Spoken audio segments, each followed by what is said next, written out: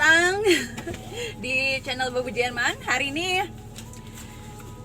saya mau ngomongin tentang berbagai hal. Jadi ikutin sambil jalan karena hari ini saya nggak kerja ya. Saya mau ke kota, mau belanja sedikit dan sambil kita ngobrol alur ngidul.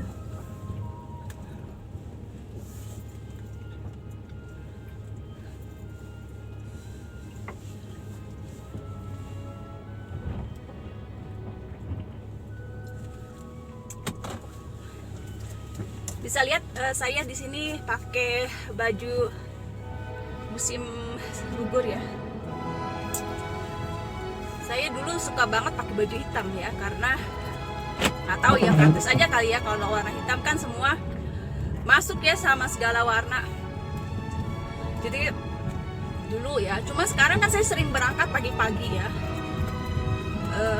Kalau kerja tuh masih gelap, jadi kalau saya pakai hitam nanti nggak kelihatan, bahaya. Teman saya cerita ya, dia berangkat pagi-pagi ya, jalan kaki kan, cuma dia pakai jaket itu yang ada reflektornya, jadi khusus untuk di jalanan supaya orang bisa lihat dia kan. Jadi sangat bahaya kalau kita jalan gelap-gelap pakai baju hitam, baju yang gelap dan nggak ada reflektornya. Jadi kalau kena lampu mobil tetap kita nggak kelihatan. Jadi kadang-kadang si mobil itu terlambat untuk bereaksi. Jadi teman saya walaupun jaketnya sudah dilengkapi dengan reflektor, ya harusnya orang bisa melihat dia di kegelapan karena ada cahaya kan. Dan jaketnya mungkin juga nggak hitam, dia bikin sengaja gitu ya. Memang untuk keamanan kan harusnya jaket itu dilengkapi ada kayak garis gitu ya, yang kalau kena cahaya lampu mobil itu bakalan bersinar dan bisa dilihat sama pengguna jalan yang lain. Tapi walaupun teman saya sudah lengkap dengan baju kayak begitu, dengan jaket kayak begitu, tetap waktu nyebrang dia udah lihat kiri kanan ya. Nyebrang di zebra cross harusnya pengendara mobil itu hati-hati banget ya. Saya tuh kalau bawa mobil tuh saya paling takut kalau lewat zebra cross itu, takutnya saya meleng, nggak ngelihat ada orang tiba-tiba nyebrang kan, bahaya ya. Karena itu peraturannya ketat banget kalau di Jerman, harus mendahului kan yang pejalan kaki itu punya hak untuk jalan kan. Apalagi kalau di zebra cross itu bahaya, kalau misalnya kita sampai nabrak orang di zebra cross itu bener-bener parah gitu ya. Nah, teman saya jalan di zebra cross tadi dia ditabrak sama mobil. Jadi saya nggak mau pakai baju jaket hitam lagi ya. Walaupun saya bawa mobil kan, cuma takutnya kalau saya lagi di luar, lagi nyebrang jalan atau gimana kan, takut aja ya nggak kelihatan sama pengendara yang lain. Jadi saya lebih suka sekarang pakai warna yang agak lebih terang sedikit. Apalah, tuh ada orang berjalan lagi kerja. Nah, hari ini sebetulnya ya saya tukeran sama teman saya karena bos saya bikin jadwal lagi, karena kemarin saya tukeran sama teman saya. Jadi dia juga nanti mau tukeran lagi sama saya karena dia ada janji di dokter gigi dan dia nggak bisa kan, bentrok.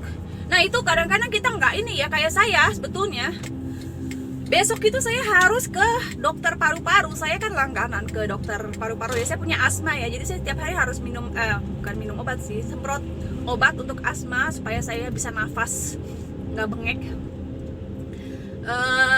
Jadi saya rutin ya harus tiap, aduh di sini ampun deh ya, ini apa lagi tuh orang parkir di sini. Aduh saya benar-benar kesel di jalanan ini. Sekarang jalanan ini kita cuma bisa satu jalur karena ada truk parkir di jalur yang lain. Tuh pas saya juga dari arah berlawanan sepi, nggak ada mobil, jadi saya bisa lewat ini. Enggak, saya harus nunggu di belakang. Aduh ngeri banget di sini. Sekolahan nih harus 30. Jadi ya, jadi saya bingung ngomong apa ngeliat kondisi jalanan. Sebenarnya hari ini saya mau ngomongin ini, itu pasien saya lagi lewat.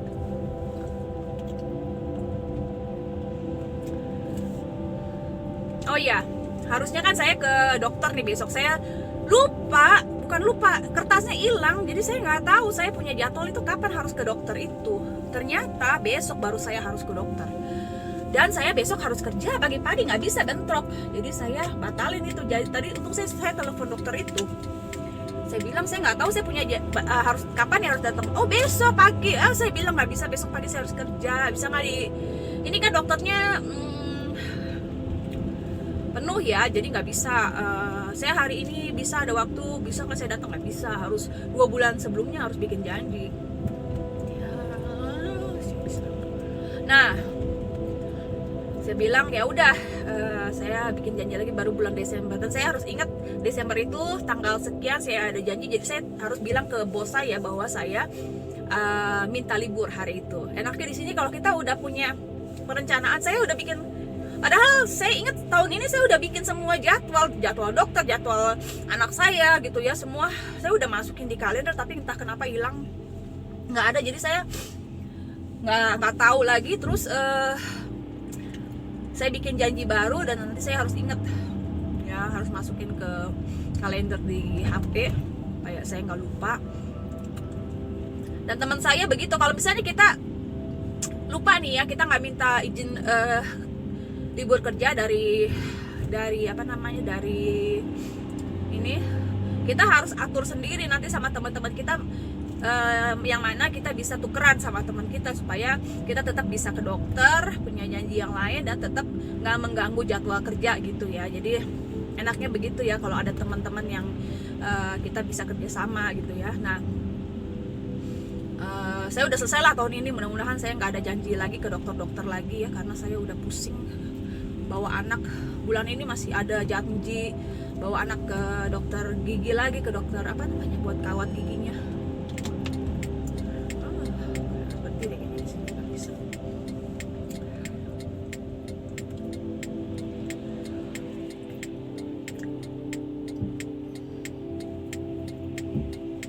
Saya harus cepat di sini.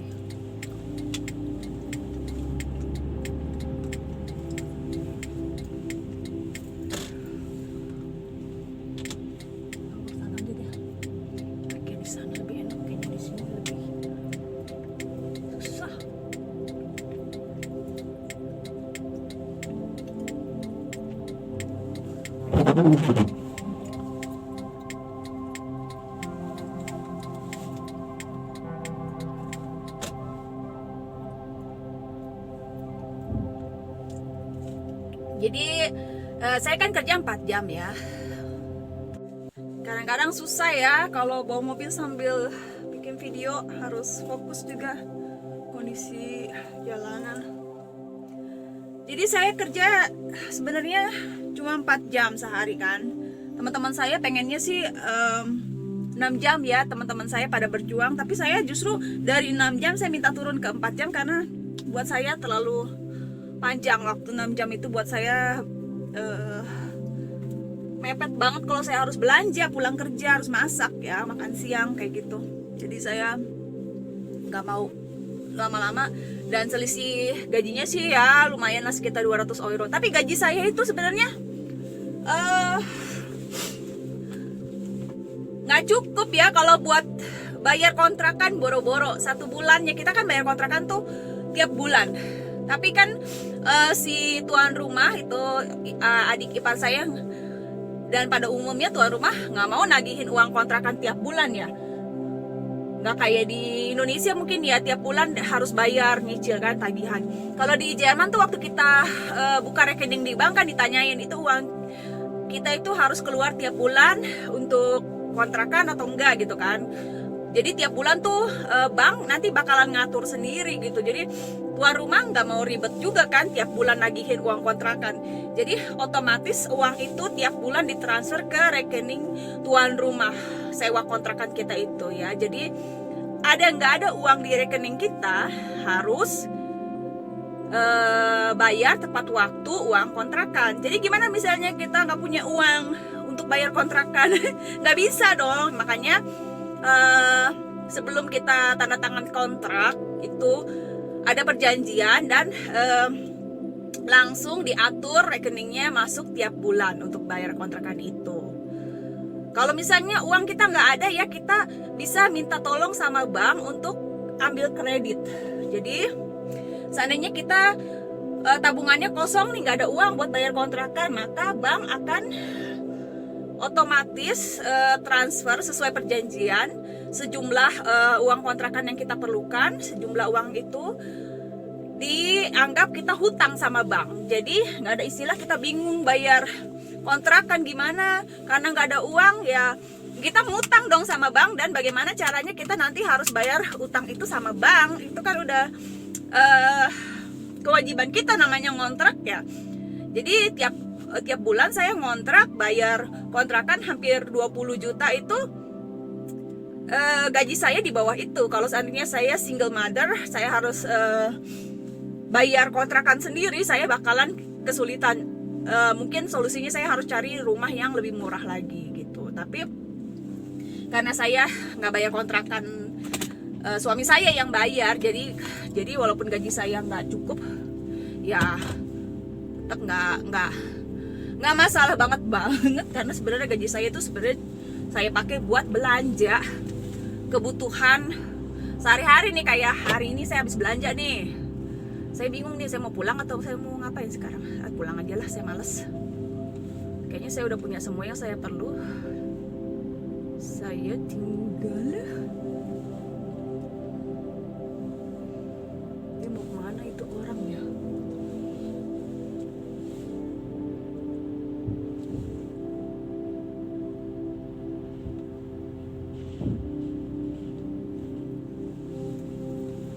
Ada orang nyebrang, udah hati-hati di sini ya. Banyak orang nyebrang.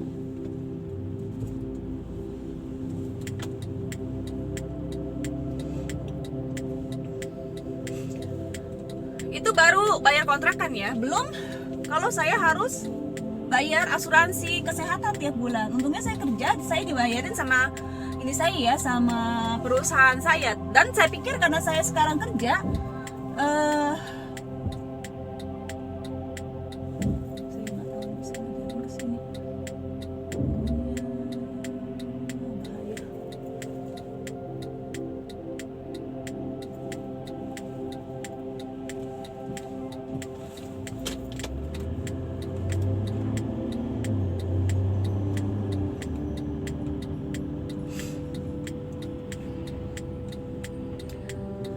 ternyata suami saya sekarang harus bayar asuransi kesehatan jauh lebih tinggi.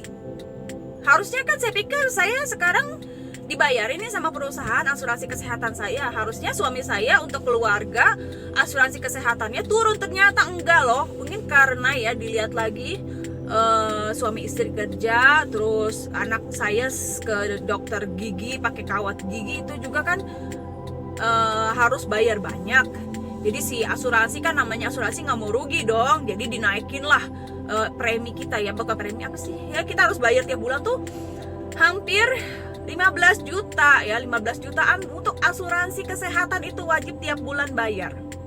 Bayangin, uang kontrakan, asuransi tiap bulan itu harus kita bayar ya. Jadi berat lah suami saya juga kan. Dan saya juga ke dokter sekarang ya rajin, karena kalau saya nggak pakai rugi dong. Saya tiap bulan bayar asuransi mahal, terus nggak dipakai ya rugi kan. Makanya pakai, saya rajin ke dokter sekarang, nggak kayak dulu males ke dokter ya.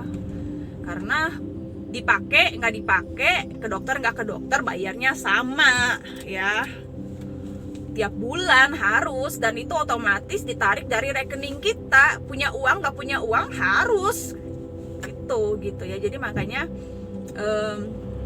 kalau dibilang kehidupan di Jerman enak ya, enak kalau kita kerjanya gajinya gede gitu. Kalau gajinya kecil ya, tapi kan disesuaiin ya. Kalau kita gajinya kecil juga, kita mungkin uang asuransinya nggak segede ini. Ini karena suami saya ngakunya pengusaha walaupun usahanya macet.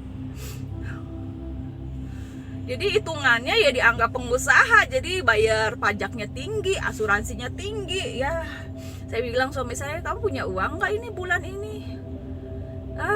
Nggak tahu ini, kalau udah berapa kali terpaksa minjem. Kita juga ngutang, pinjem uang ya. Kalau suami saya nggak punya uang buat bayar karyawan, buat bayar kontrakan, buat bayar asuransi, buat bayar pajak, ya dari mana uangnya?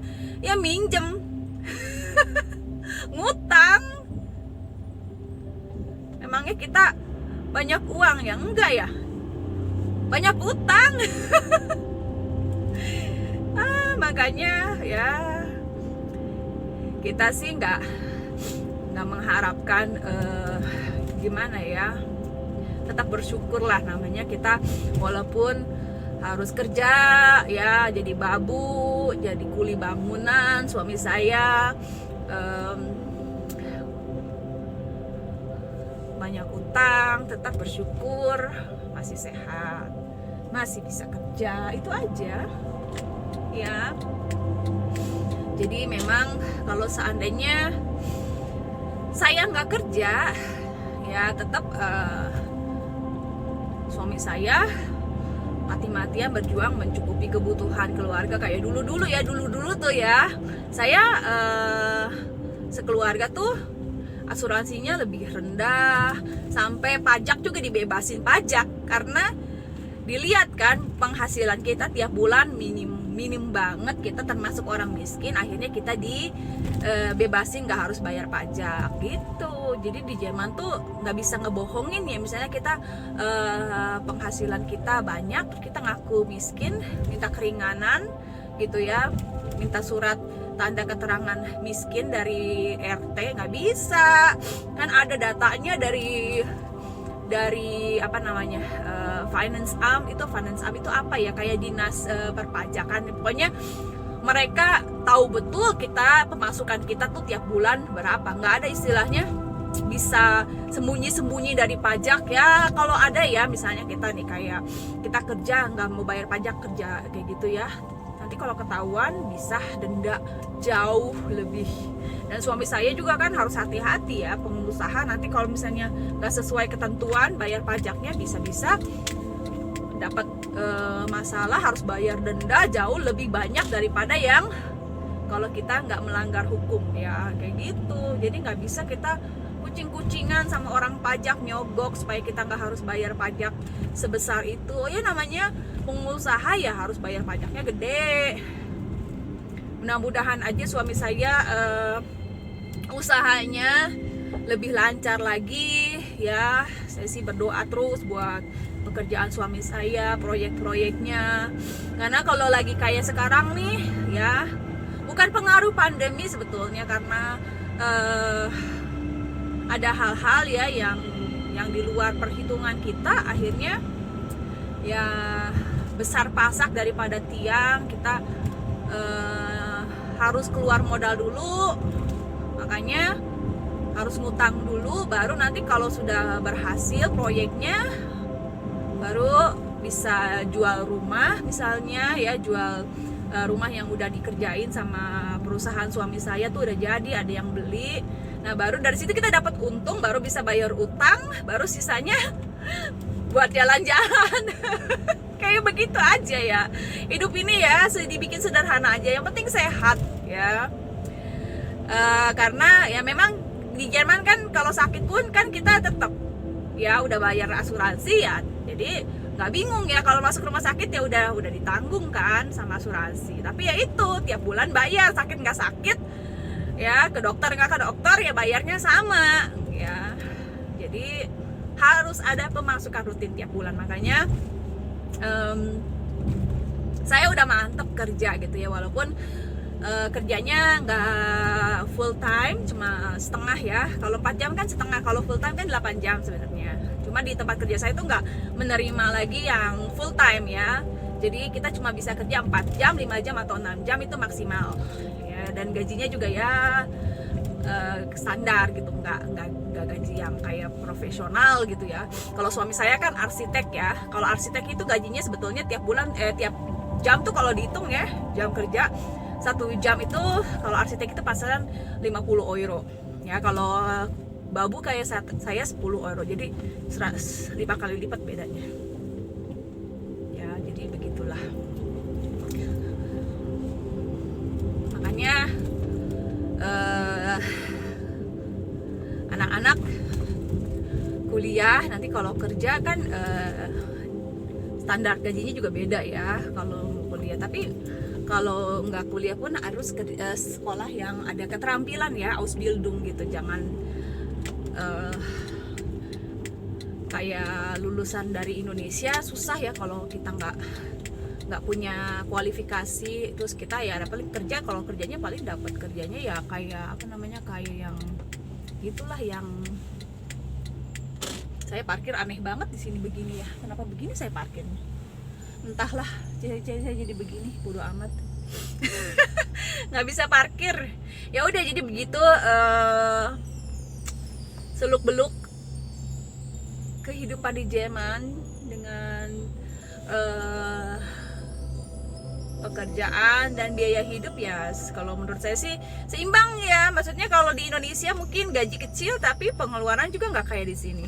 Di sini gaji juga lebih gede tapi pengeluarannya juga buat bayar pajak, asuransi, kontrakan, segala macam. Belum lagi nanti kalau musim dingin ini tagihan semua naik, tagihan air, tagihan pemanas, segala macam. Itu harus dibayar ekstra biayanya.